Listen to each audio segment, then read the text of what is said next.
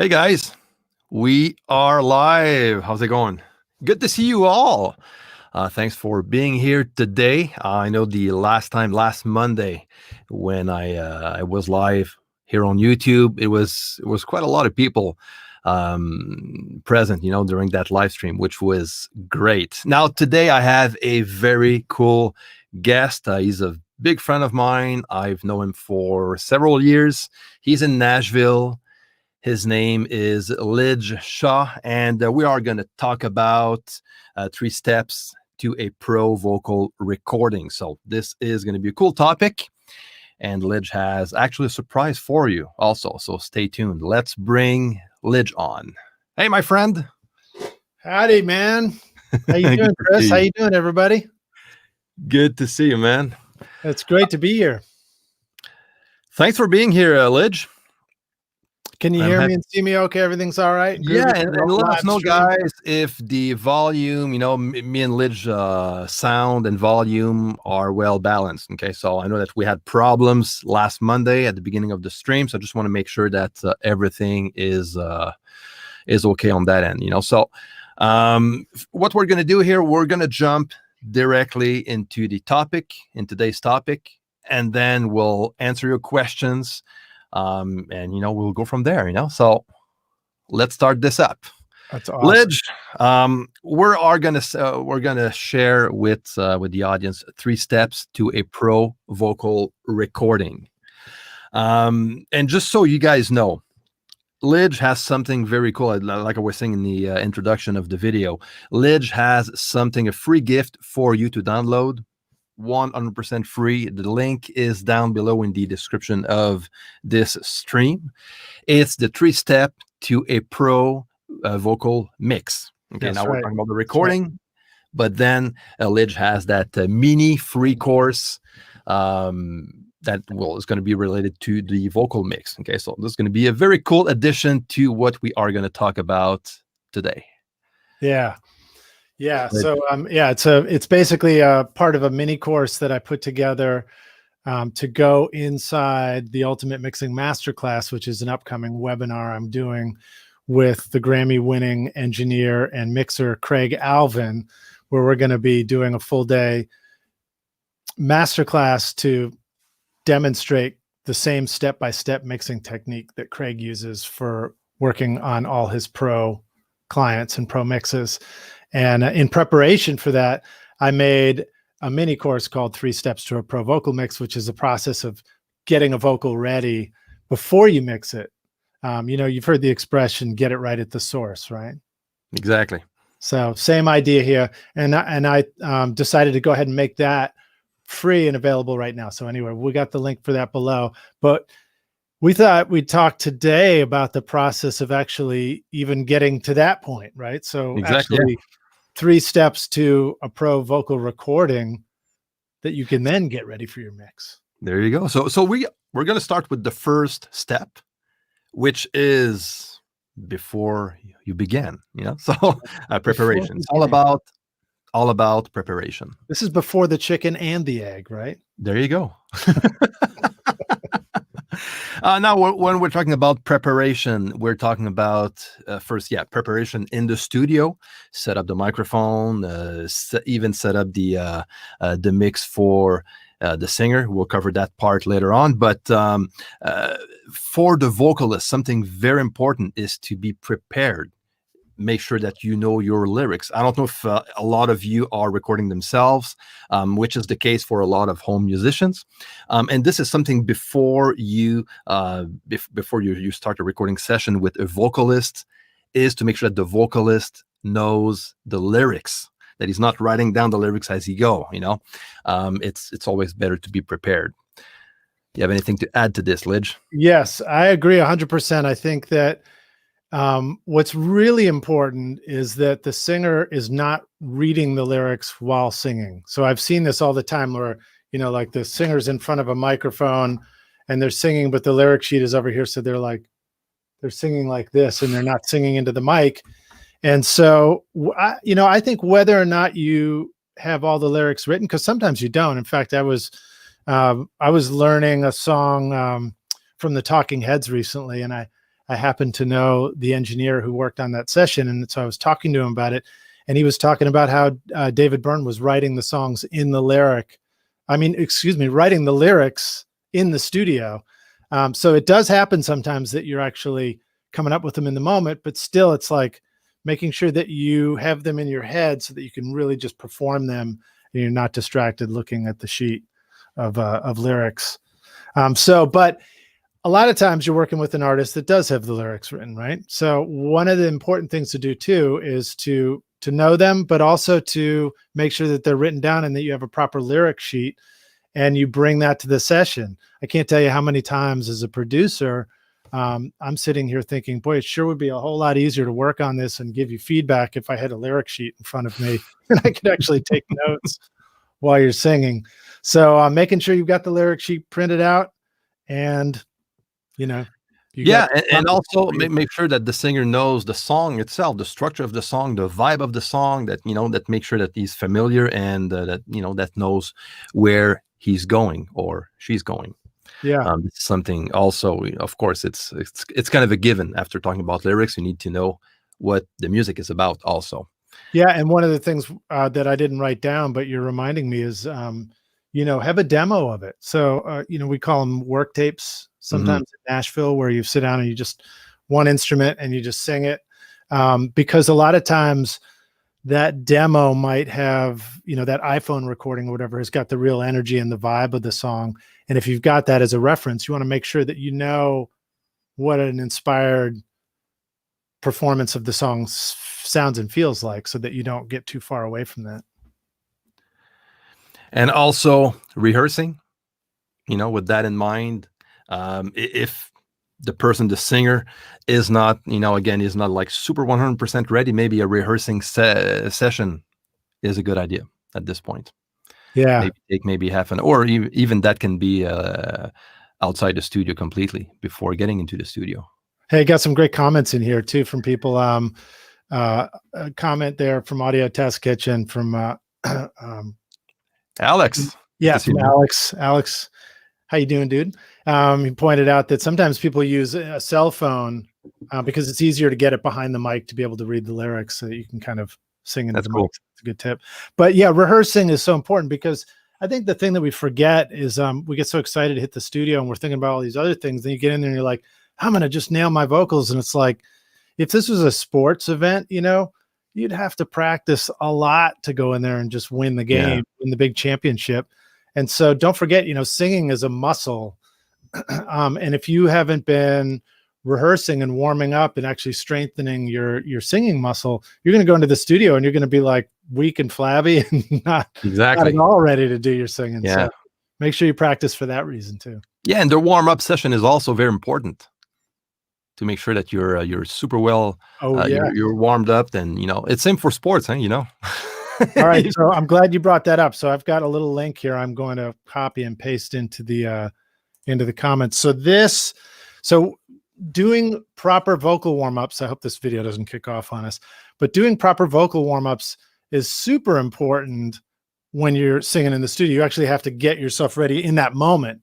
I was talking about like rehearsing for like a week or two leading up to the session, but just in that moment, you want to do it. And here's one called the 5-minute warm-up. Let's see if I can type that in.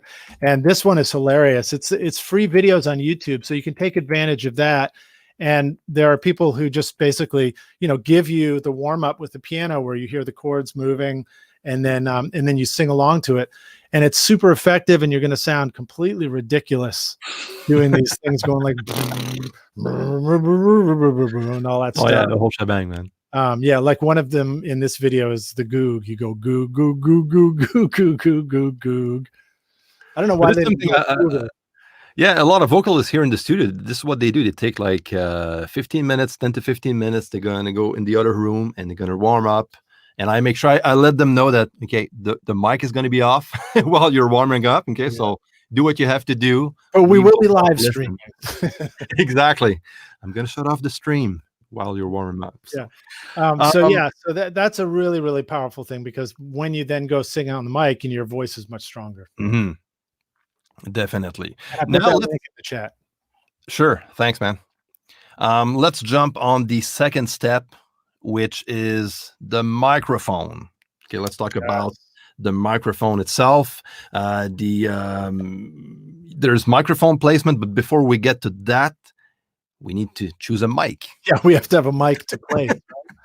So, I mean, I think a lot of times, drop a comment in here, but if you have, if you have one vocal mic and that's the one you always use, then this job is pretty easy for you. But if you have more than one microphone, drop a comment in and let us know. In my case, I have an embarrassment of microphones in my studio, which is a lot of fun in terms of having lots of choices, but it can also be, it can also be very limiting, because then I'm like, which one should I use? And so if I have the opportunity, I love to take a singer through a mic shootout and actually listen to their voice on a bunch of different microphones, and go through as quick as you can, go through a process where you let the singer, you get to hear it as a producer, but you also let the singer choose which mic they like. And another shout out to Alex Oana, who's on here with Audio Test Kitchen. Everybody who's watching this, go to check out Audio Test Kitchen too. We should put a link in there, because I'm gonna add the link in the description of the stream. Yeah, you can go and listen to 300 different microphones and hear what they all sound like. And this is valuable if you're choosing to purchase a microphone. But when you've already got the mics in the studio, come up with a way to listen to them. You want to talk about the difference between like dynamic and condenser mics too, and why those are valuable?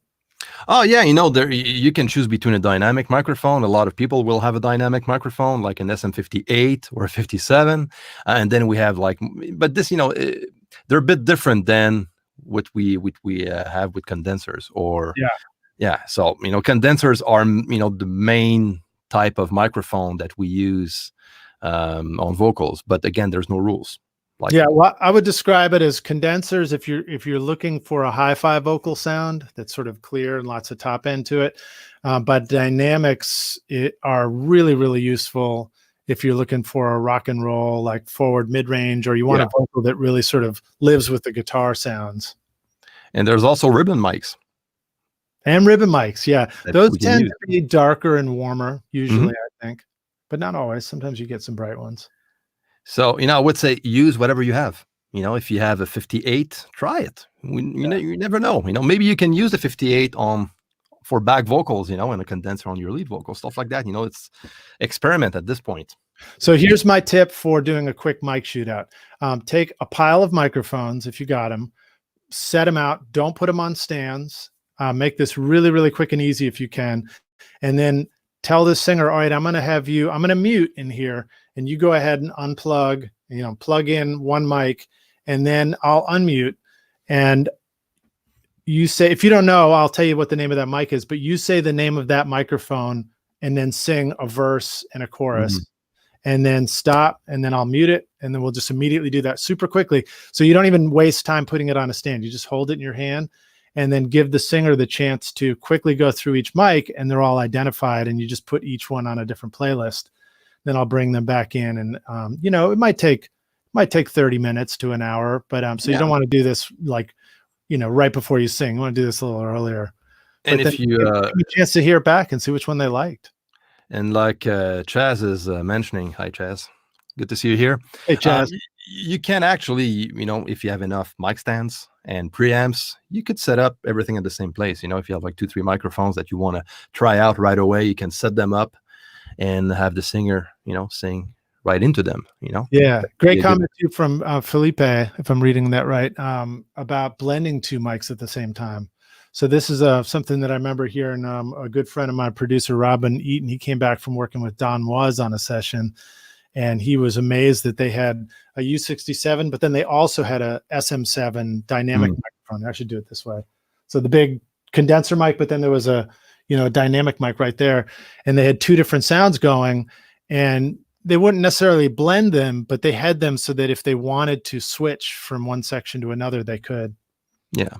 And, if you have enough mics that you can shoot out with, listen to the tone of the singer, how the singer, because, it's not a one size fits all.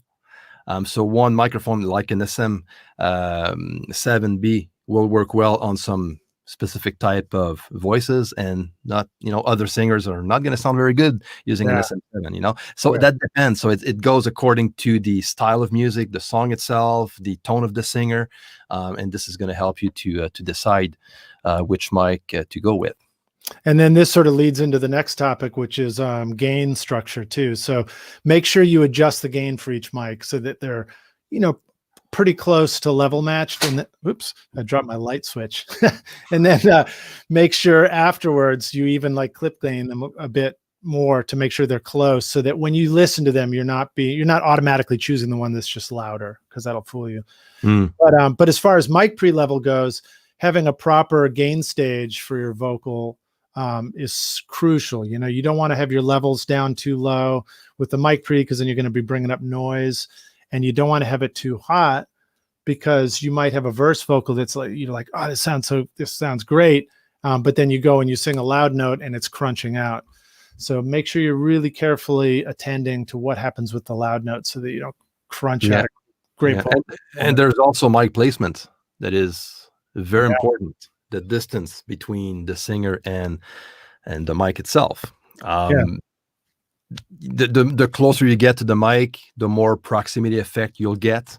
Can you demonstrate that now? I can demonstrate that now. There you go. I hope that it wasn't too awesome.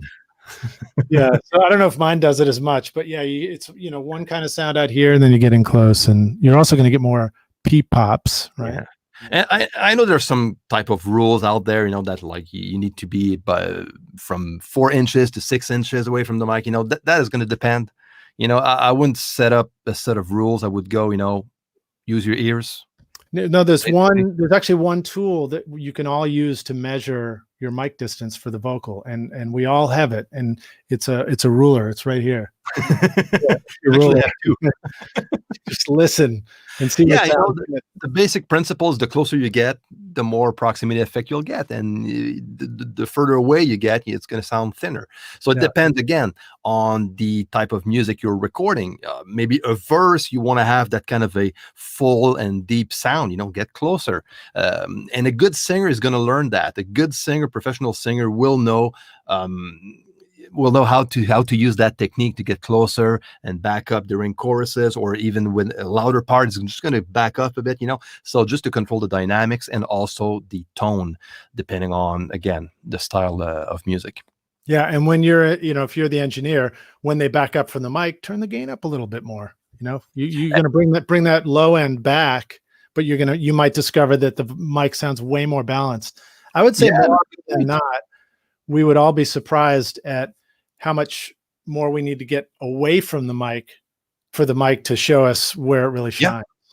I think a lot of times we eat the mic too much, way too much. Yeah, exactly. And playing around with the gain while recording, it's not a bad idea. I did it myself a lot of times, several times, especially on songs where the chorus is like, the singer needs to back off a lot and you're just losing a bit of gain, but the tone is good.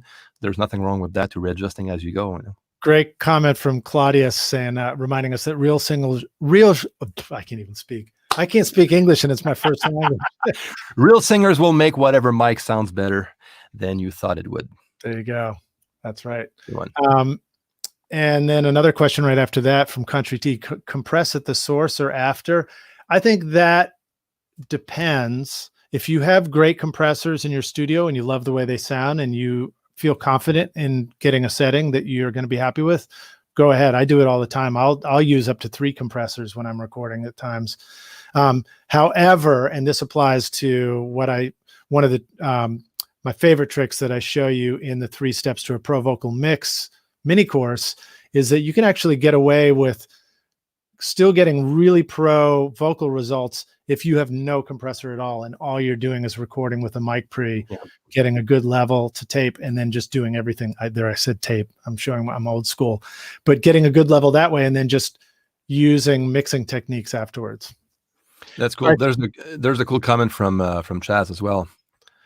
I have used ribbon mics with vocalists that have Strill or sibilance voices, because sibilant, that's something else. that can occur a lot on recordings. Sometimes I try to use a different mic for harmonies and background vocals to add different harmonic character and frequency response. That's a good idea. Good comment, Chaz. And everybody, you should be checking out Chaz at Electric Owl Works too. Oh yeah, gorgeous studio in Upper New York. Beautiful, beautiful place.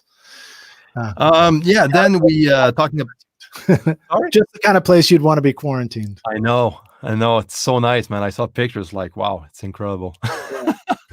All right, what's next on our list? Next, talking about, placement and staying in the topic of microphones, the pop filter to remove plosive. The more closer you get to the mic, the pressure, the air pressure is going to produce some pops on condenser microphones. So it might be a good idea to just have a pop filter or pop screen, you call it. That's right. Yeah. I call them a pop filter here. And if you're new to the idea, I think a lot of people here might know what that is, but if you're new to it and you're wondering like, what's the point? Just take your hand and just go and just feel it on your fingers. Yeah. I mean, it's like a tornado, and we're familiar with those here in Nashville. I'll tell you that. If you don't have a pop filter, maybe, a different mic angle might help.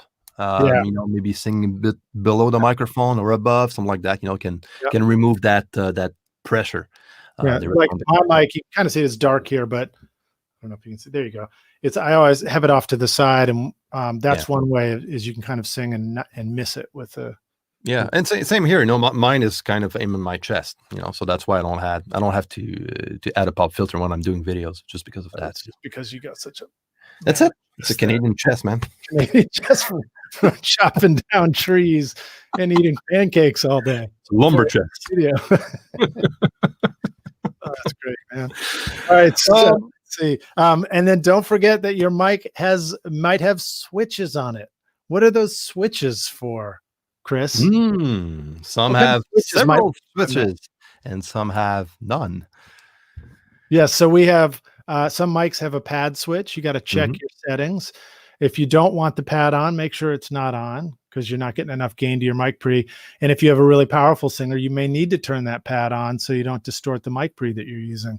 And then also, a lot of times there's a high pass filter on a microphone. So some of the Roswell Pro Audio mics I have a couple of for that. Mine. Yeah. And so that's super important, is making sure that you may want to get close to the mic, but then use the high pass filter to cut the low end on the mic, go on its way to the mic pre, and then you get the detail of your voice, but you're not getting all that low end proximity effect. Now let's talk about the third step, which is all about the singer. Okay, so we're talking about the vocalist, and this is I don't know why that's step 3, since we all know that it's always step 1 through step million is all about the singer. I know. And there's several other steps, within those steps. So anyways, first things first, you need to have the singer in a comfy zone, something very, very important. So the headphone mix.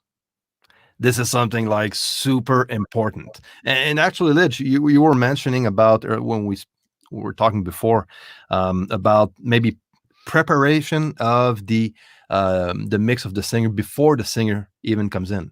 Oh, absolutely. That was one of the things that took me a long time to finally, get it through my thick head. So luckily I'm like most of us out there. I'm thick head and slow learner. And when I finally get it, I got it. But the idea of getting ready for a vocal session and get your butt out of here. I'm going to get my butt out of my chair while I say that.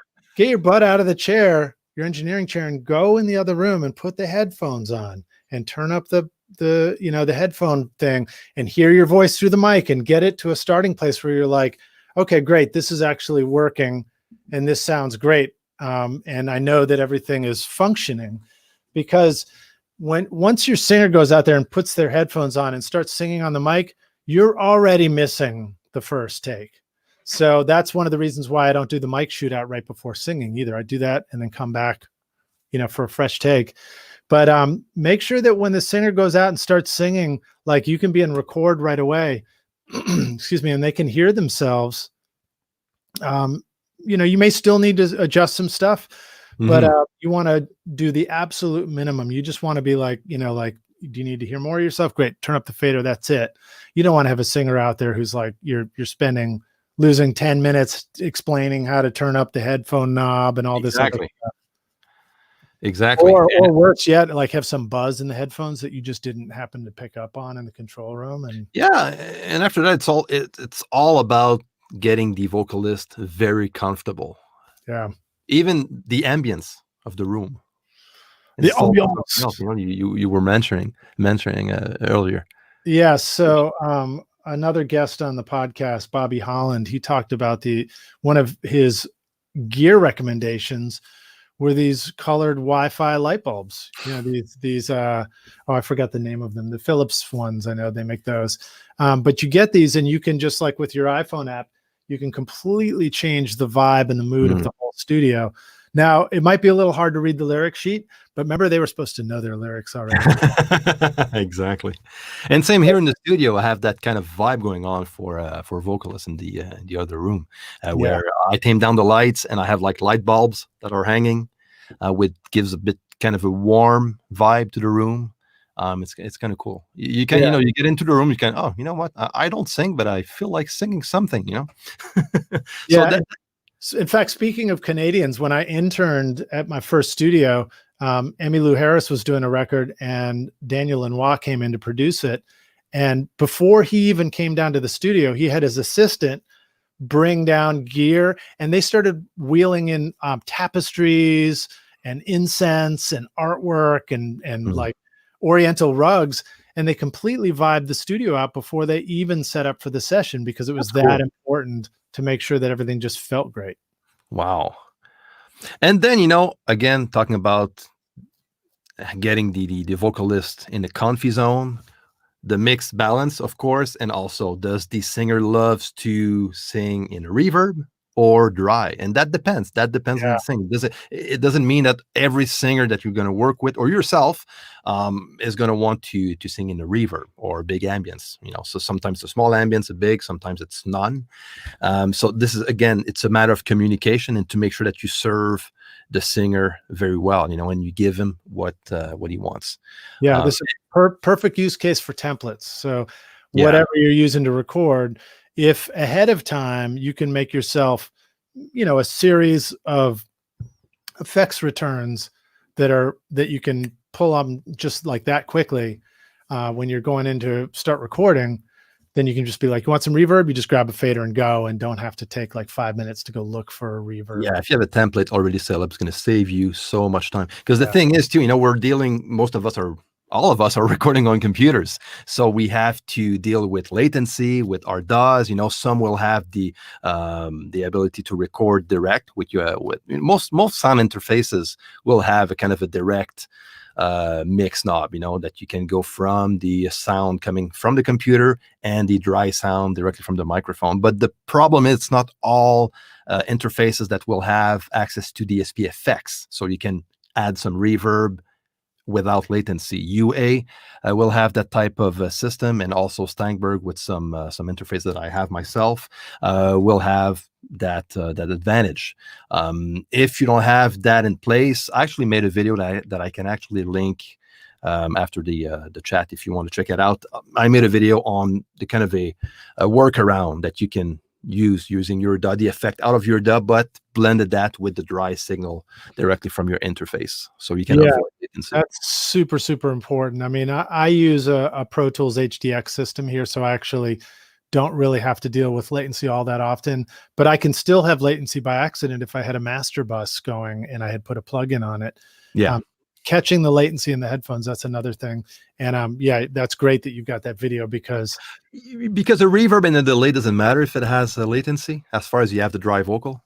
Right. But the vocal itself, a little bit of latency makes a huge impact on what you hear in your headphones and in your voice. Definitely. And also the type of headphones that you're using. I'm an advocate of, closed back headphones, something that is a bit more that isolate the sound very well, so you can avoid bleed. Especially for the click, something you need to pay attention to. Make sure you don't hear the click in the recording.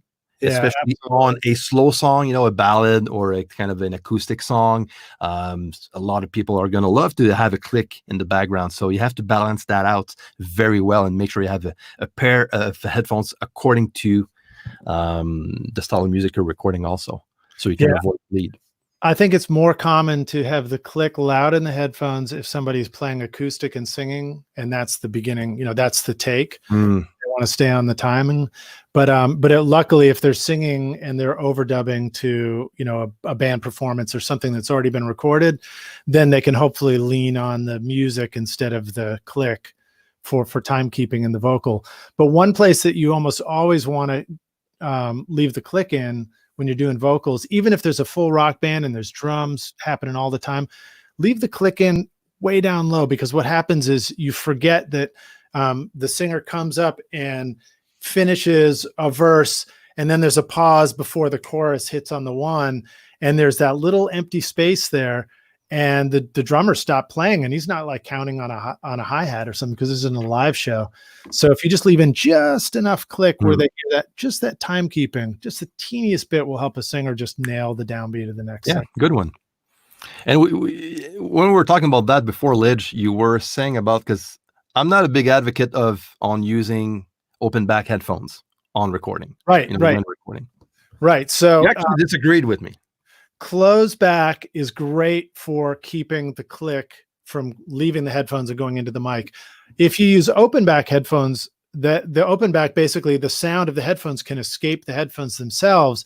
But the reverse is that it also means that the sound of your voice can come back in, and you can actually feel less like if you just take your hands and cup them over your ears like that, it sounds really like blocks out your voice. But if you just kind of do this, you can hear your voice naturally. And I think that can help a singer sometimes. But then, of course, the other trick is just take one ear off. And that is really valuable. A lot of singers will do so. Just maybe sometimes 50% or the entire thing off. They only keep one. And I would add to that the one ear off trick is not the solution to a problem. It is sometimes the solution to a problem. I will have a singer sing with the headphones all the way on and do a take with one ear off. And then you'll be surprised. Sometimes one versus the other sounds more in tune. And for last, something that can overcome everything we talked about so far, the performance. Good performance. Because even if you have everything, the perfect mic, you have the perfect headphone mix, the perfect song, and you don't have the performance, all that for nothing. Yeah. So how do we get a great performance? Well, you start with a great performer. That's a good start. Start with a great singer. But sometimes you have singers that aren't, great singers. They aren't singers, but they have something that's really compelling. I mean, a lot of my favorite singers are probably, more character than note perfection, Exactly. And the funny thing is, it's like the character's probably the easiest thing to lose by accident in the studio. So you can have somebody come in, and people have a tendency to sort of switch into like, oh my goodness, I'm in studio mode now. It's like I'm at the dentist, and I better stand straight and like, do I don't know what, but or somebody will have their hands in their pockets while they're singing, or like cross their hands or put them behind their back. And so I like to remind singers, it's like, you've got to use your body language and your body too. You've got to perform this vocal like you're performing it on stage, if that's an important place for you, or like somebody handed you a script and you're now acting out this part. Exactly. It's acting. This is something I tell the singers a lot. Be an actor. You're a singer. Don't be shy. Just get into it. Yeah. You're on. You're on a play. Let's say you're on stage, and do as if you're performing live. Yeah, and I mean, on the one hand, you might suggest that like a stage acting, you might have to sort of overdo things for them to translate. And sometimes that's true of recording. And then sometimes, overdoing it means you listen back later and you're like, I was totally over singing it. The real vibe was the one that just relied on the mood lighting and like, but again, it's according to the song itself. Yeah. And then sometimes you need a prop. So for example, for some singers, I just interviewed a singer, and she talked about how for all her vocal takes, she has to have an electric guitar in her hand, and she has to like, airplay it. And you kind of sort of hear the pick on the strings, but without that, she can't deliver the right kind of performance. Yeah, and Jean-Bastien has a very cool comment here. Sometimes a little dirt in the vocal sounds way better than clean, always right on the note. Absolutely. So what is a little dirt? What does a little dirt mean to you, Chris? I would say maybe, and could be a bit pitchy, lightly pitchy could be a little dirt. Sometimes, sometimes it kind of a rocky sound that comes out of the throat can be a kind of a dirty sound, and sometimes it's not, it comes out maybe a bit sideways, but the feel is so good that you keep, and I heard that on recordings, on actual professional recordings. Oh yeah, absolutely. Where it's like, okay, that thing was slightly off, but man, it feels so good. The performance is like right there, so you keep that take. I listened to an interview with the producer of Christina Aguilera, and they were talking about the song Beautiful, and Christina wanted to keep singing the song and like nail everything and get it perfect, and was like, trying to like do the perfect 3-pointer shot if she was a basketball star or something. And then the producer pointed out that the performance that they ended up using for the song was so compelling that they decided to keep that, even though she didn't feel like it was perfect. So perfect example. That song did pretty well, I think. Cool. Jesper has a cool comment. Another secret in having the best take ever is working in Pro Tools, preferably the 7.4 version. It gives you a vintage sound. Nice. Justin, it's funny because I had a band come into the studio once, and back when I had my old 88824 TDM Mix Plus Pro Tool system, the band walked in, and I think the rest of the world was already on 7.4 at that point. But the band walked in, they were like, "Oh, cool, man, you're keeping it vintage." Yes. Pro Tool system becomes vintage, you're doing.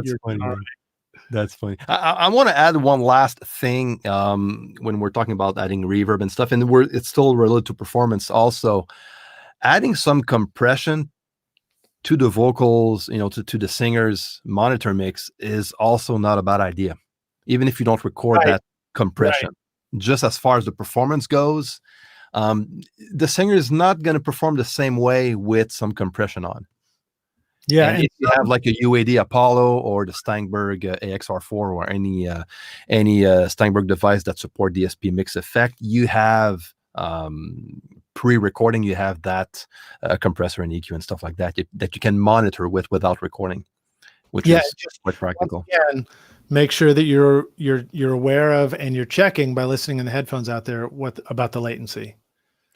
Because you need to have like a 0 to no, very, very low latency plug. Yeah, but that's why I'm saying this is something that you can definitely use with the Apollo, Yeah. And without going through the DAW. Yeah, that's so cool. That's so cool. Because or else you're going to end up with latency for sure. It's going to defy the purpose. Yeah, I think PreSonus offers that too with some of their fat channel plugins and all that. Yeah, and some will like Joe Gilder. I think he records using his PreSonus mix console, which has a bunch of course, EQ, compression, and reverb and stuff that he just uses for monitoring only. So that's another. If you have like gear that you want to use only for monitoring, a compressor and stuff like that, you can do so for sure. Cool. Yeah. So right on, man. Well, that covers our 3 steps to get a pro vocal recording. So let's go and check the comments. And again, guys, click the like button. Like this video, share this stream. We're not leaving now. And just a reminder that you have a free gift from Lij down in the description below. And it's the pro. What is it called again, Lij? I forgot. 3 steps to a pro vocal mix. And I just went and liked the video as soon as you said that too. So it's a free mini course that Lij is giving away for free. The link is down below. It's going to be free only for a few days because it's part of an actual course that is going to be released next week, and the Lij is only giving that part away for free for a few days only. So don't miss your chance to get that free course. Yeah. So if you guys are interested in taking your mixing to the next level, if you've been, struggling with watching tons of YouTube videos and trying different tricks, but you're sort of feeling like your mixes aren't really getting where you want them to get, or if you ever wish that you just had, a Grammy-winning coach who understood all your mixing struggles and had gone through some of the same challenges themselves, who could coach you through this, or if you're looking for just a simple step-by-step system that you can use to take your mixes from where they are now to a pro level so that they sound as good or better than most people's mastered recordings, then this ultimate mixing class is definitely for you. And you're going to love it because it's a chance to learn from a Grammy-winning engineer, the same process that he uses for mixing all of his records. And as I was saying, in preparation for that, I made this mini course as a bonus called the 3 Steps to a Pro Vocal Mix, which is making sure that you get the vocals as a track to be in tip-top shape before you even go through this advanced mixing process. And that's available right now until Monday when it actually goes in the course. So for this week, go check it out, see what you think, watch the 3 videos, enjoy it, drop a comment in and let me know, what some of the techniques are that you're using, whether you think I missed anything and there's anything you want to add, or whether you have any questions for Craig or me in the masterclass, and we'll see you guys in there. Just a quick question here from Felipe that goes like this. What about room treatment acoustic for the people that don't have that in their home? Any suggestion to minimize this? That's a good question. Yes. I'd have to run to the other room and grab one. I can. If you want to start answering it, I'll come back and show you the cheapest panel you can possibly make. Sure, if you want. You start answering. If you want to, I'm going to start answering.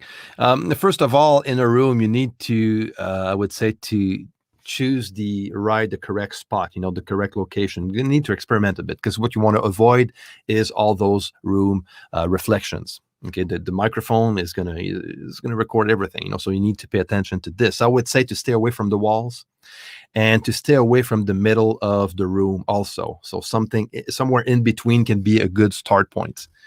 Lij? All right, so these are panels that I made from Home Depot, and I think at the time they were something like $5 a piece almost to make. And it's a piece of this kind of rigid press board on the back. And then on the front is a single sheet of the Owens Corning 703. So it's 1-inch semi-rigid insulation right here.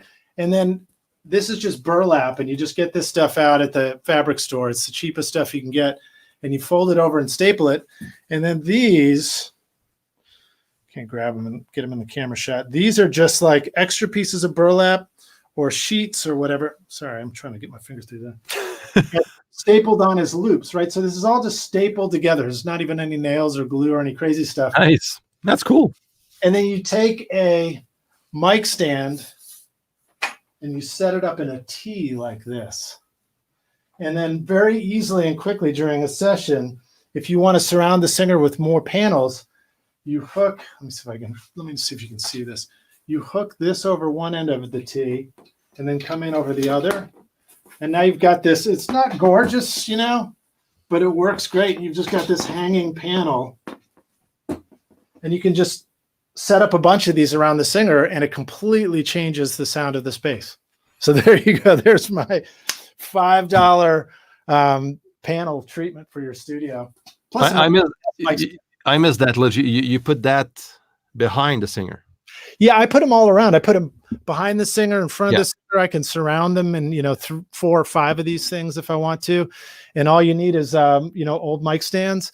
And the beauty is, how sometimes those mic stands, they have little tighteners on them and those things strip out. And then you've got this almost useless stand. Yeah. Those stands are the ones that you can use because you can still set them up in a T. That's cool. And use those for a little mic panel. Yeah, because having, killing the reflections from the behind, from the back of the singer, I would actually start with that. instead of putting that in front, because the mic is capturing whatever is coming in the back, Yeah, exactly. If it's cardioid, which it probably If it's cardioid, of course. If it's Omni, or forget about what I said. Yeah. Go with the Said. full 360 thing. Claudius was making a comment in here, says he's funny because he does the exact same thing all the time. So that's great. That's awesome. Yeah. So just room treatment, before I even thought of that stuff, I used to just take blankets and stuff, and I've taken a vocalist and, put them in a little blanket tent in a kitchen that was super echoey, because when you're recording in homes, you don't always have control over all the sound of the spaces, and you've got to manage it. And so just the real answer is do whatever you can and listen, because you're going to be amazed at how much a little bit of change has a big effect on the sound you're getting. Now, a lot of people are asking about the Townsend Labs microphones and the Slate. Also, these microphones, what we think of that technology and these types of microphones. Now, I personally never tried them.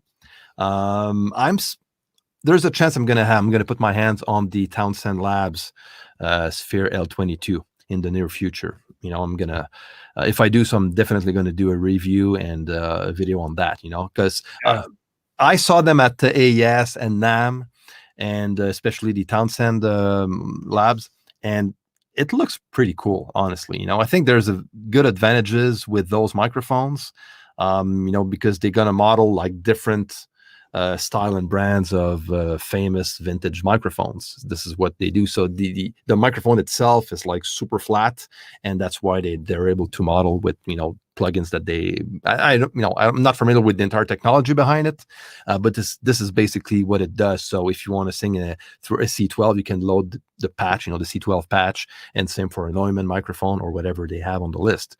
So that gives you the ability to compare different microphones with the type of voice you have or the singer you're working with. So this is quite cool. Yeah, I saw the same Townsend demo at NAMM, and I was really impressed with it. And I did a quick interview with Julian about that there. It's very cool. And then just a reminder that we need to, again, if we're using plugins to sort of manipulate the sound of an incoming microphone, we have to be aware of the latency there. And then I don't know if Alex Oana is still here with Audio Test Kitchen, but they may actually have different Townsend mics on there too. So and same for Slate. So they have that on the website. I think that's super exciting. I still love to just have a variety of microphones in the studio. I can't help myself.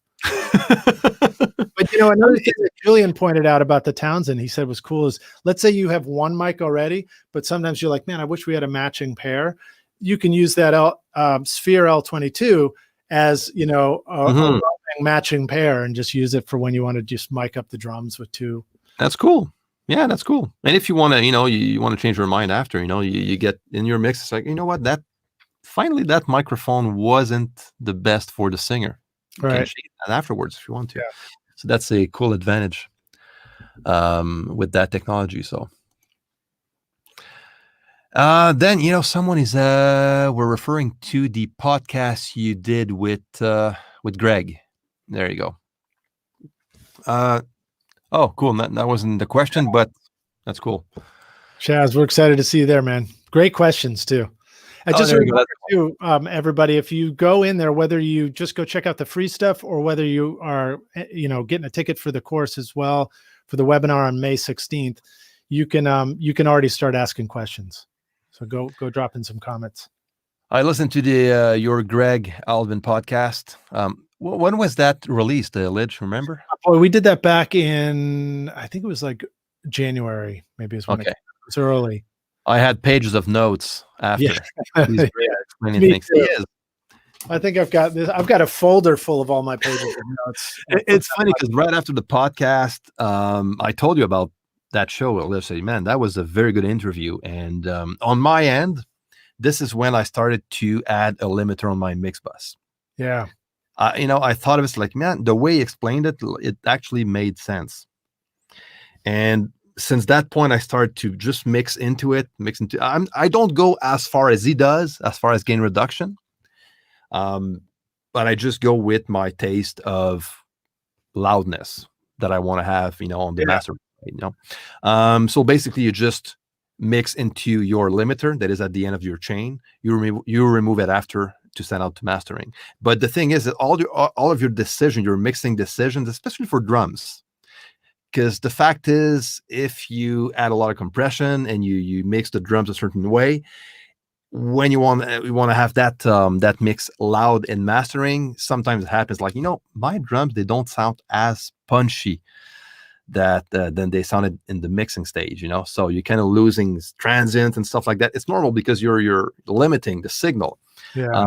That can add a bit of lack of punch on the drums, especially, and other instruments. And by mixing in the limiter, for me anyways, and for Greg, because this is how he explained it, it actually makes you make the decisions according to what you're going to hear as an end result after mastering, in a way. Absolutely. Yeah. And it worked. Honestly, I did that for the past 5 to 6 mixes I worked on, and I was like very impressed. Now, another thing that I'll do is I'll actually set up routing where I'm routing an output that is without the limiter and an output that has the limiter on it. And I've got a switch on my monitor so I can flip between the two very quickly. And I'll just print both mixes at the same time. And then I've got a loud mix. In Nashville, they get referred to as heater mixes often on the podcast. And that's the one that's super hot, sounds like it's already finished and been mastered. And you can send that off to a client you're working with, or just send it off to yourself, go listen to it in the car. Exactly. And I find I'm much more likely to love the mix if it's at that appropriate sort of mastered level. Yeah. And he does go to 6 dB of gain reduction, 6.5. I think it's 6 or something like that. Yeah. I don't go as far. I tend to stay around 3 and 4 on peaks. And same for Greg. We're talking about peaks, Yeah. And focusing on the drums only to start with. So if you want to know more, just go listen to the podcast or check out the link below. And the cool thing was when we did that podcast, I got so many comments from people who were like, they'd love to learn more about it, pages of notes, all that kind of stuff. And so we realized that we should just do this master class with Craig. So he's going to show us exactly how to set this stuff up, and we're going to see it all in real time, which is it's super exciting. I'm going to learn a ton from it myself. That's cool. Hey guys, thanks for being here. It's super cool. Click the like button. Okay, again, click the like button. Download the free gift from Lij. Are you on the rush, really, Lij? You're still good to go? I'm still good to go. Yeah. Can I click the like button twice? No, I don't think I get to go. Actually, if you do that twice, it's going to unlike the video. Oh, so don't click it twice, everybody. Don't click it twice. Yeah, man. Yeah. Thanks for having me here, dude. It's a blast. It was great questions, and what a great audience here. So really great to meet all of you guys. And a pleasure hanging out. I have a question here. Do you use what's that? Plugins for streaming and hardware for real work? No, I'm not sure about what you mean. So if you're still here on the chat, give us a bit more details. There's a really great comment right here. It says from Ambivalent Dave, or Ambient Dave, excuse me, not Ambivalent Dave, Ambient Dave. He said, I cover myself in a lightweight duvet for my vocal isolation because I got no space for panels. Okay, now there he is. That's do you use VST plugins for streaming and hardware for real work? For streaming, when I stream on a live stream like this one, I don't use plugins. I just go straight in. No, actually, I have I do use plugins through the AXR4. They're part of the DSP mix effect. So I don't open Cubase, so it's all through the sound interface itself, where I have a bit of an EQ and a bit of compression. I think that's it. Yeah. And mine is just it's just a Mic Tech USB mic that I love for its convenience because it's got a built-in boom arm. Not the fanciest sounding thing, but it works great. And it has a mute switch, so you don't have to listen to me sip my water. And then your go-to starting point vocal chain, like for mixing or recording. Yeah, good. Why don't we describe, just generally speaking, I mean, For recording or mixing, it's going to be similar for me, except that I don't do as much EQing when I'm recording. Occasionally, I'll do a low cut, and sometimes I do. It really depends on the EQ that I've got. But I will typically, for the recording stage, I'll use a mic pre, obviously, and then some of my mic pre's have EQ in them. I think a low cut is a really powerful thing because it allows you to control some of that proximity effect right off the bat. Mm-hmm. Sometimes you want to add more presence or pull something out, but I feel like more often than not, I've gotten accidentally burned by over EQing a vocal in the recording stage. And I've learned that, like, great vocal mic placement, great performance, great technique, and good gain structure is going to, like, the mic's already probably, if I pick the right mic, it's probably delivering a pretty close to well EQ'd sound as far as recording goes. And then I might go through an 1176. I like to go through that next. And then I have a Calrec compressor. I actually forget the model name of the compressor, but I'll put that at a sort of a 2-to-1 compression. And then sometimes I even go through the Teagler audio manufacturer the Veritube. Cool. Recording channel. Add a little bit more tube compression. And then more recently, I've been using the Spectrasonics Comp Limiter 610, which sounds amazing. That's cool. On my end for recording, I don't have a lot of analog gear. I was born in the box, so but I do have the Teagler Crème, which is a Lij is laughing. I'm the complete opposite of you, Lij. No, I just love that expression, born in the box. The Teagler Crème is a stereo bus compressor, but I did use it on vocals while recording. And something that I actually like to do when I started to record with compression is to use just a XLR splitter, have that on two separated inputs. So I have one clean and one with compression. Oh yeah. So the singer can have like that very cool vibe, and also I have a clean signal if I don't like what I recorded with the compression, or if I over compressed a few parts, I always have access to that clean signal. Yeah. EQ wise, sorry. Oh, sorry, go ahead. I thought that was a space there. No, but EQ wise, it depends. If I'm using the console, I have a semi-parametric EQ that I can use, but I rarely do it. Sometimes if I can maybe cut a bit of mud, in the low mid section if I need to, but I would rather just play with the placement instead and do everything else in the mix as far as EQ goes. But a high pass that I would do though. Yeah, for mixing, I think our buddy here was referring to mixing, and that's fine. I just wanted to add to what you said, which is if you use a bunch of stuff in the recording stage, it's much more difficult to set up. There's a lot of moving things, a lot of moving parts. Remember, I talked about the importance of getting that first performance. You don't want to miss out on great performances because you've got so many knobs to turn. So, so saving it for the mixing side of things can be really, really powerful. And go, Chris.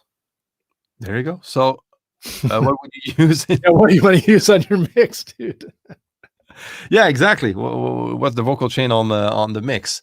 I love to start with a tape emulation plugin just to set up a tone right away. Sometimes even a console emulation plugin. Sometimes I'm just going to use the just a channel strip, console channel strip emulation just to go into it and without doing anything else, just to get the tone, and then go into a tape machine or vice versa. Doesn't matter much for me. And then it's going to be a bit of correction EQ to correct some frequencies that gives me a bit of problems. And then I'm going to compress. I can use something like MV2 is quite cool sometimes. It's a kind of a from Waves. Not sure what it's doing, but what it does, it's kind of very nice. Or I'm going to just use a fast compressor like an 1176. And then I might going to EQ a bit more just to enhance something like, I don't know, a Chef 73, something like that, that can work, enhance the top end and stuff like that. That has a very cool vintage tone to it, and then an LA2A. Um, that could be a start point. And de-essing, of course. I tend to have two de-essers usually, one near the beginning of the chain and near the end of the my chain also. What about you? Those are all great suggestions. I would definitely repeat what you said. I would point out that the EQ at the beginning of the chain, having that ability to again carve out some of the low end and control how much low end is hitting the compressors, that can be really helpful. The reminding yourself that it's totally cool to have multiple EQs in your chain. Like, instead of thinking that one EQ in the perfect right place has to do all the work, you could have an EQ that at the beginning of the chain that affects slightly how things go into the compressor. Then when they come out, you can EQ it again a little bit. You can do another one later on down the chain. And that actually can let you do much smaller moves with each EQ if you want to. Yeah, so exactly. Changing it up too much. But also I wanted to add to your list a multiband compressor. So a multiband compressor can be really powerful way to carefully smooth the top of a vocal. It can be a way to control a little bit of harshness if you have some harshness in the vocal still. Yeah, I don't use multiband compressors. I do use dynamic EQ, which is there you similar, go. with the Fab Filter Pro Q3, which has a dynamic EQ incorporated into the EQ that I can use. Yeah, for sure. Taming down the harshness of the top, the high mids and stuff on vocals sometimes is very, very helpful. Yeah. Now, of course, once you've selected your plugins, I mean, I think one of the struggles you run into sometimes is figuring out what settings to have for everything. And that's some of the stuff that I cover in the free mini course that you got in the link below, is I actually talk about ways to make sure that what you're feeding as a vocal performance into those plugins comes out on the other end really consistent and powerful. So there's a bunch of great tricks in there that you can go check out. Now we are 65 people watching at this moment. Thank you a lot for being here. And we have 45 likes, so hit that like button. All right. Let's continue if we have other questions. Let's see. Check here. What do we have? Here's a comment from Chaz talking about Shelly Akis and Al Schmidt talking about how they prefer inline XLR mic pads, which is really interesting. And I think that just reminds us that sometimes padding before the signal comes down the chain maybe can be part of the effect, because if you pad it at the preamp, it can sound different. I actually had a preamp here where I just didn't like the sound of it when I padded it at the preamp, but if I padded it at the mic, it sounded better. So I think that it's a reminder that not all pads are created equally too. Yeah, exactly. So that could be a good tip. And in inline XLRs, you can just get these, they're little XLR canister looking things, and you just plug cable in one end, cable out the other end. I think I have one right here. Just let me check here. Yeah, and then also as Chaz points out, the ones built into the mic themselves can be more effective because they're designed very close to the actual mic head. Yeah, there you go. And the circuitry. So they're going to have the most efficient, padding, I guess. I don't know how else to explain it. Once you get into electronic circuits, there's just so much variety in there too. Yeah, exactly. Now we have Sanchez, who is asking, how about back vocal placement, especially in harmonies? I something get harshness. I think that, yeah. So I find that there's times where it's been great to have the background singer actually sing away from the mic. Basically what it boils down to, in my experience, is a lead vocal has a presence of mid-range and a top frequencies on it that basically helps you sit it out front to where your ear is focused on that lead vocal. And when you start adding in harmonies, stacks of harmonies, layers of harmonies, and they all share that same frequency focus, then it becomes too much. And that's what I think you're talking about when you talk about the harshness. And it can also distract the ear away from the lead vocal, when really maybe what we wanted to do was we wanted the backgrounds to support the lead vocal. And so I'll do things like have a singer actually sing off the mic for the harmonies and the backgrounds. I've had singers step backs. I've had them turn around and sing away from the microphone to get the tone right.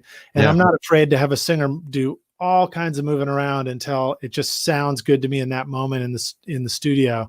And then another trick is to just simply switch mics. Just go with the darker mic. Sometimes using a dynamic microphone for dynamic or something, we'll just tone that down and mellow it out. Exactly. Yeah, because sometimes we love to have vocals up front. So we have our lead vocal up front, but I think a big mistake is to see the back vocals the same as a lead vocal, like Lij was saying. So it's good to. They're not called back vocals for nothing. Yeah, if everything's up front, nothing's up front. That's good. So hey, we got another question here. This one's from URL Tom. I don't know if I'm cheating by jumping ahead to it. There you go. No, not cheating. Great question about when recording a vocal. When the vocalist insists on playing acoustic guitar, what's the best way to position the vocal mic to reject the guitar as much as possible? That's a good question. So unfortunately, part of the answer is you can't. I think part of the answer is you need to embrace the fact that the acoustic and the vocal is your now one new instrument, and you're trying to make sure that as a pair they work well as they can. I've done a lot of different things to try and manage this. I remember noticing many years ago that it was hard for two mics to have the sort of the focus and just the focus and the accuracy of one single mic. So there's times where I've taken a single U67 and put it out in front of the singer, and you just move the height. I'll do it like this so you can see. Move the height of the mic up and down so that the guitar and the voice are balanced in the recording. And if you can find the sweet spot for it and the performance is really right on, that can be really hard to beat that sound. It's one microphone. It's like one photograph of what's going on. And it's just really, really compelling and beautiful. But that doesn't always work. And so the other answer is, if you can get the mics closer to the guitar and to the voice, then you're going to get more isolation because they're simply closer to each sound source than they are to the other sound source. Yeah. Ways to get a vocal mic and an acoustic mic really close to the source is to use a dynamic mic on the vocal where you can just get right up on an SM7 or something like that and sing right into it. And then also, this is a thing that I just got for the studio, and I'm really excited to start using it again. But I actually went on and got an Omni lavalier mic. And you can actually clip a lavalier mic into the sound hole of an acoustic guitar, especially for finger picking and things like that.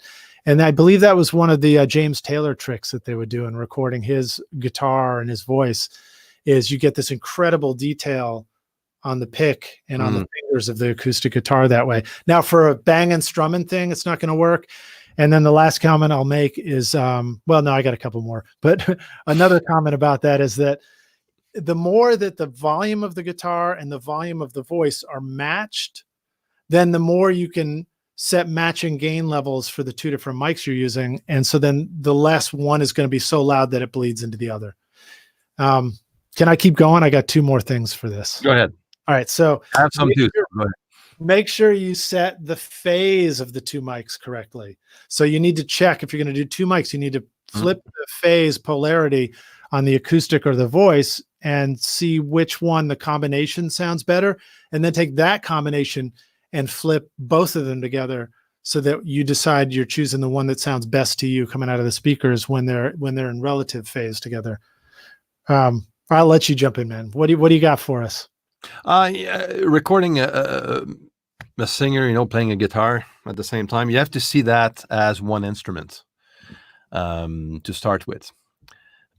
if you want to have the option to pitch correctness, because that happened to me. I was recording. It was like two guitar players, and one of them was singing at the same time. So I had two microphones, nothing in line, nothing plugged in, only the microphones and the one for the singer. Now, the microphone I chose for the singer was a Nodix V5 or something, which is a live performance microphone. So it's a condenser, but it has a very good rejection thing going on, which was very cool to record that artist in the studio. But you're gonna get the vocals and the microphone from the guitars anyways. But the problem was at the editing stage. Now it was a bit limited with pitch correction because of the bleed, and you get into those phasing effects when you start pitch correct some stuff. So the way around it is basically to just punch in and punch out if you still have the musicians with you. Something I actually should have done back then. If you're recording on the click, that will happen. You could, if you want to have the flexibility to do some pitch correction stuff afterwards, after you're done with your performance that is recording on the click, you can record the same thing as a backup without the vocals. So this way you can go back and do your thing on a few vocal lines, and you can replace the guitars, with some good editing techniques that you need to manage. Record another pass of just the guitar. Exactly, yeah. To have that as a backup. Yeah. If you don't care much about the quality of the sound, you can also just use a regular microphone for the vocal and then record your guitar in line directly.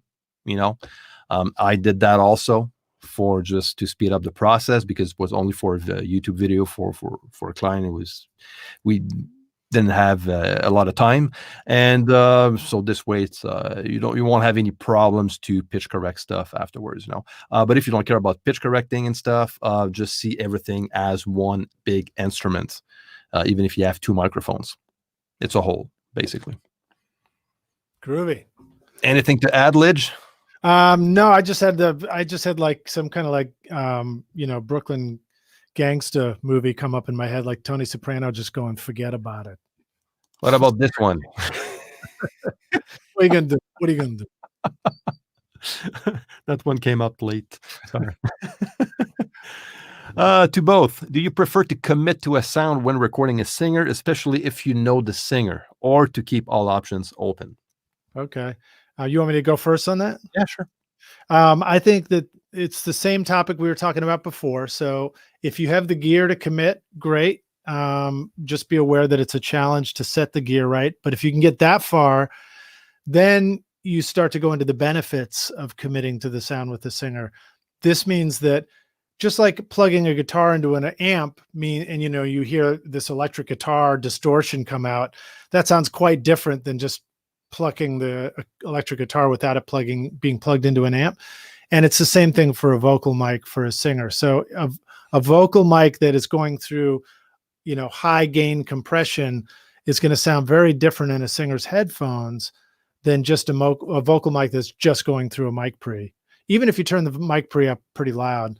And so that can actually help a singer like arrive at a sound, and effects too. You can inspire a singer by printing effects if you want to, or singing through stuff. So committing to it means that you're handing the vocalist a particular instrument. If you're concerned that you don't like the instrument you're handing the vocalist, then don't give them that instrument and don't commit to it. Exactly. No, I totally agree. If I record a singer with some compression, that's because this is what I want for on my sound anyways, on my recording, so I'm going to keep it. And same for other instruments, especially guitars and stuff. A guitar amp, recording with a pedal board, that's a totally different subject. But yeah. So even with delays and stuff, if the tone is good and the sound is good and this is what it needs for the arrangement, I'm just going to record it. Yeah. Hopefully you can tell when you hear the performance, if you think the performance is better or worse. Sorry?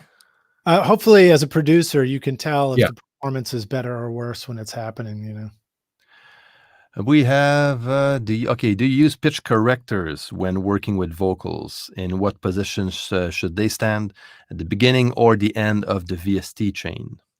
I'm going to start with this one, Lij. Sure. For first, if I don't use pitch correcting plugins. I do pitch correct manually in Cubase with Very Audio. This is what I do, and that comes prior to all plugins because I'm working on the actual vocal, the waveform. So that I do manually on vocals if I need to. I would rather do that manual, take the time to do it in Very Audio, or Melodyne is another software that you can use if you're not in Cubase. And so that I will do, but I'm not a big fan of using a plugin to do it automatically. I know there's some very good, like Enterez Autotune is amazing to do so. And that can be helpful actually, just to have that, to slightly do a bit of tiny pitch correction. You still have to be close to the pitch, if you want it to work correctly. But I would actually put that at the beginning of the chain if I was using one. What about you, Lij? I agree with you, and I have a couple of answers to that. One is think about pitch correction plugin options, whether it's Melodyne or Antares or Wavestune or, I think there's pitch correction built into Logic. Cubase has got its own, right? So there's all these different options. Think about them like, if you're a guitar player, think about them like different guitars. It's like, is there really one best guitar, or is each guitar play a little differently and have different strengths and stuff like that? So they all operate differently. If you have one built into your DAW, by all means, start with that and try it out and see what you think. If I was to pick between Autotune and Melodyne, it's just what you said, Chris, where Autotune is great if you just want to pop it on something really quickly and get things a little bit more in tune while you're going, but it's not going to automatically do it for you. It's probably going to miss some notes, and some things will hit the wrong note instead of the right note, and you may or may not catch it when you're listening. And Melodyne is really great if you want to have complete control over something and really dial it in and try and go for something that feels like a realistic human performance, or all the way to sort of a robot performance if you want that kind of sound for your production. And nothing does it totally automatically for you. The other thing is, it's a little challenging to compare too, because every plugin, everything that we've used, if you've got experience for it, you've been using it for 5-10 years, but they're all updating. And like with every new update, they all have these new features where you're like, oh, now it does this. Now it doesn't matter anymore. So, just keep exploring, because it's pretty amazing what's out there. And it's super fun to be able to use all these different tools.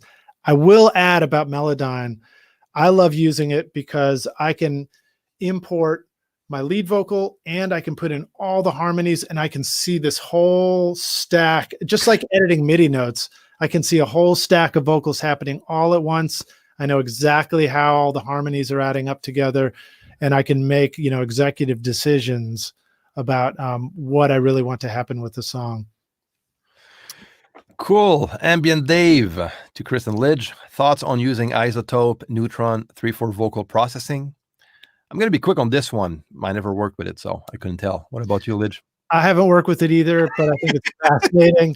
I think Isotope kicks ass, and they make amazing stuff. They do, man, big time. They have some of this, AI technology is built into the Spire, which I use. This guy is it's a battery powered writing device. So I'll just control this with my phone, and it's great for sketching out song ideas really quickly. And then when you get to the end, you just say like smart mix this for me. And that kind of technology. So again, just try it. If it beats the mix you were doing, then use the mix that it did for you. Exactly. Always use the one that you like better. Gautier has a good one. You're recording performance productions. You try to go line by line, say verse section, at time with several takes, then comp. Yeah, that's a great question. And we almost got to that when we were talking about the recording process in the very beginning, which is I do both. So it depends on the singer. And even if I'm recording myself, sometimes I'll punch in. I watched a great video recently with Joe Gilder where he was showing a 3-button thing that allows him to just like quickly keep moving and rolling and punch in lines as he goes. This thing right here, if you're songwriting, you just hit stop and then hit record again, and it automatically goes back and lets you just punch right in where you stopped. So that can be a really powerful way of working. But a lot of times with singers, they may not have that experience, or it might be asking too much of them. So just letting them sing a bunch of takes and just performing it, either the whole song or breaking it down into verses and then choruses, so it's smaller chunks, can be more effective. And then we can go back and comp it. Punching in versus comping, I find sometimes like we love the sense of control of punching in. Like I'm intentionally doing this, but a lot of times there's things that we didn't even know we weren't getting right until we go back and comp it. And then you hear it and you're like, man, I thought I was hitting that note, but I didn't really hit it. And boy, am I glad I've got like 10 takes of this, because I used take number 1 for this line and take number 10 for this line to get the right performance. Yeah. In Cubase, there's a very good tool. It's called the lane mode on an audio track, which is going to be similar to the playlist in Pro Tools, Lij. Yeah. But better. And yeah, there you go, man. I am constantly impressed with Cubase. I have to say, there's no. I know you told me about that before. Yeah. No competition in me. I'm blown away with Cubase. Your video recently, the one for the ability to work online. Actually, Lij was playing the bass on that video, by the way. I was really blown away with that. So that was quite but fun. As far as comping goes, yeah, in my video series, I show you my exact technique. So that's one of the videos you can go watch now, is cool how I just can blaze through comping. I don't wish this on you, but if you ever were faced with 150 vocal tracks to comp through, this is how you would blaze through them. And, like for me, when it comes to record vocals, the process I usually use, and again, it's going to depend if the singer has some experience, like you were saying, Lij. But I'm going to start by having the singer warming up, singing the song from top to end.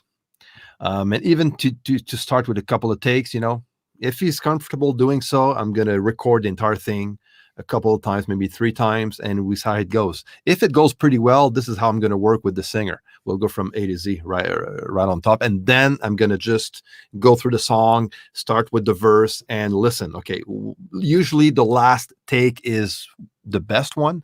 Sometimes it's the one just before the last, because the last could be the one where when the singer's starting to be tired a bit, and then just the one before is kind of the sweet spot. And I'm going to just focus on this take, and if something doesn't work, I'm going to check what I have above or below and just comp that up using the lanes in Cubase, which makes my life way easier when editing vocals. Yeah. And after that, if we're missing a few lines, I'm going to punch in. This is going to be the last stage if I need to, but I'm going to come before doing some punches, some punching in and outs. If I have a singer that has not a lot of experience, and that sometimes, by doing that from top to end is not going to work very well, then I'm going to switch to, okay, let's start with the verse then, But the good thing about being able to record it from the top to the end is the performance. The singer is going to feel the song way better. By he's going to sing differently the verse 1 compared to the second time around, and the last chorus with all the instruments and the mix. There's something happening when you get to record the entire performance from bottom to top. It doesn't work for everyone, but this is the way I like it the most, anyways. Well, it can have an arc. There can be an energy flow to the whole song. The other thing about it is sometimes as you're recording the song and you're working on it as a producer, as a singer, you discover things you didn't really realize before. You start realizing, oh, we need to fix this, that, and that, and that. And so that's why, then you go back and start singing more takes. And I'll tell you, when I'm producing a vocalist in the studio, the last take is not always the best take. And the reason for that is because I push them so hard. I make them sing till they drop. And then we've got everything that we want to have to be able to comp together a great take in the end. That's cool. Let's look a couple of great shout outs for Cubase too from Claudius. He said lanes and track versions is the way to go for comping. Yeah, track versions is going to be similar to what you Pro Tools have with playlists. Yeah. The new playlist feature in Pro Tools is mind blowing. I can comp. I'll still like what's the old song where we're like I can't think of the name of it. The competition. Like I'll go take anybody to the mat for vocal comping. I'll do a vocal comping competition anytime, and I'm confident that I can comp vocals as fast as you've ever seen. Yeah, and Street Logic works with Cubase Elements, but wants to upgrade soon. I guess you should. You're gonna love the Pro version, with all those cool features. Yeah, the audio and stuff. You're gonna love it. If you, it's a bit of an investment to start with, but once you're in, there's no way back. And then Chaz, okay, yeah, that's pretty cool. Lanes in Cubase is a great feature. Reaper also has lanes for different takes. And I think I read the Chaz that Reaper also has a pitch correction thing going on. Reaper is great. I've never worked with it, but I know a lot of people that work with Reaper, and they love it. It's a light DAW. It's not very, it's very efficient, as far as the engine goes. Yeah, I agree, and it's very flexible too. Yeah, if you're ever curious to learn more about Reaper, John Tidy at the Reaper blog. Yeah, got a great channel. What else do we have as a producer? I would add one comment about the tuning, vocal tuning. So sure. The question about where to put it in the chain, because I didn't answer that.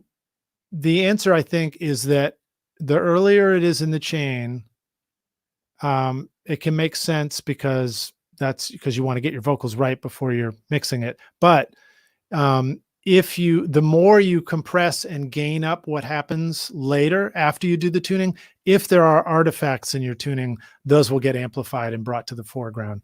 So I think that's the thing to be considering.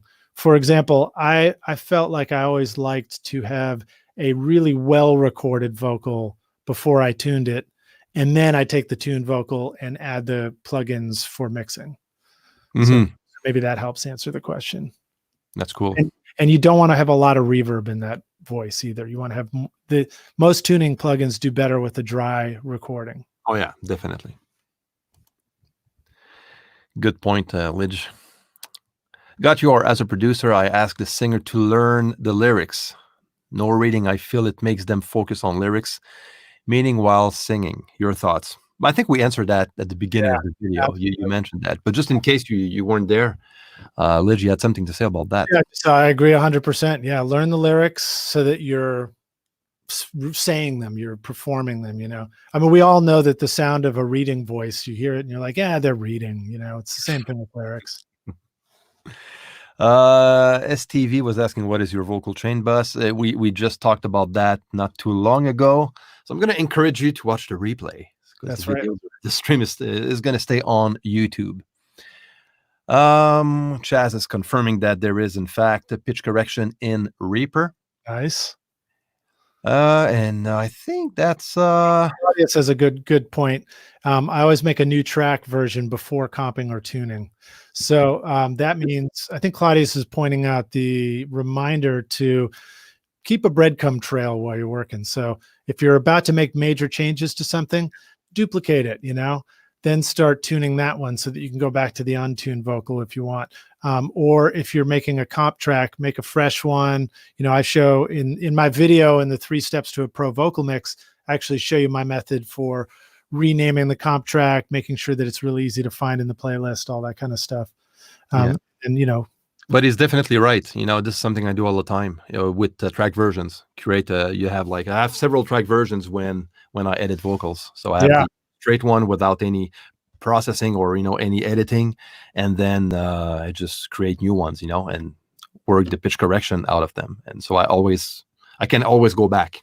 Yeah, exactly. Sometimes you just need to commit and forget about the past, but a lot of times you need a little line to the past so you can go back and yourself. At least that's a safety net, Or when the client goes, "Hey, what'd you do with that one version we used?" And we're like, I got it in there somewhere. Hey, that was I'm gonna wrap things up. Lij, thank you again, and to all you guys, man, that was so cool to have you all here on the chat, on the chat and the live stream. here on YouTube. It's very cool. So again, before you leave, if you didn't click that like button, please do so. And if this is your first time hearing about this, Lij has a free gift for you. 3 steps to a pro vocal mix. It's a mini course. The link is in the description down below. And please go check that out. It's the next step after you go through all this process of making sure you can record the vocals great. This is the next step for you. Exactly. And this is also linked. This is part of a course that Lij is going to release next week with Alvin. Greg is a mixer out of Nashville. Craig with the C. Craig Alvin. Did I say Greg? Yeah, but I think it's just the live stream made the C sound like a G. I like that. I'll take that, Lij. Yeah, Craig Alvin, Grammy awarded, Grammy-winning engineer and mixer. He just received the Grammy for Album of the Year for Casey Musgraves' The Golden Hour in 2019. Just incredible sounding record. And Craig is a super, super talented dude. And he was just such a great guest on the show. So really, really excited to do this live webinar with him. Yeah, so this is going to be very, very cool. And also I'm going to leave the link, but just follow the link to the free course, and that is going to lead you to the webinar, the paid webinar as well. And I'm going to leave the link for the interview Lij did on his podcast with Mark your calendars, everybody. May 16th, Saturday, May 16th. That's when we're doing the live masterclass. That's cool. So perfect. So this is going to be it for today. Now, if you're new here on the channel, don't forget to subscribe to the channel if this is your first time, and to click the notification bell. And even for you who are already subscribed, click that notification bell. Okay, so you get a notification every time I upload a video. And so next live stream, I'm doing a lot of live streams lately because I have a lot of work in the studio, a lot of mixing to do for clients, and it's a bit hard for me to produce videos and having the this is fun, man. Sorry? This is fun. We get to hang out. I can't believe we got so many awesome people here. It is fun. It's fun to chat with you guys, also answer questions, and just to see all those people coming in and chatting with us. It's very cool. So the next one is going to be Monday. I'm going to be with Matt Boudreau from Working Class Audio. It's a podcast. It's very cool. So we're going to talk about drum samples. Okay, so I'm not going to say more. Wait until you get the announcement sometime this weekend. All right, so take care. Hey, LOL Toulouse, a French guy from France. Un gros bonjour du Québec, mon ami. So bye, everyone. Take care. Thank you again. À bientôt. All right. Okay, right? Have a nice one. Ciao.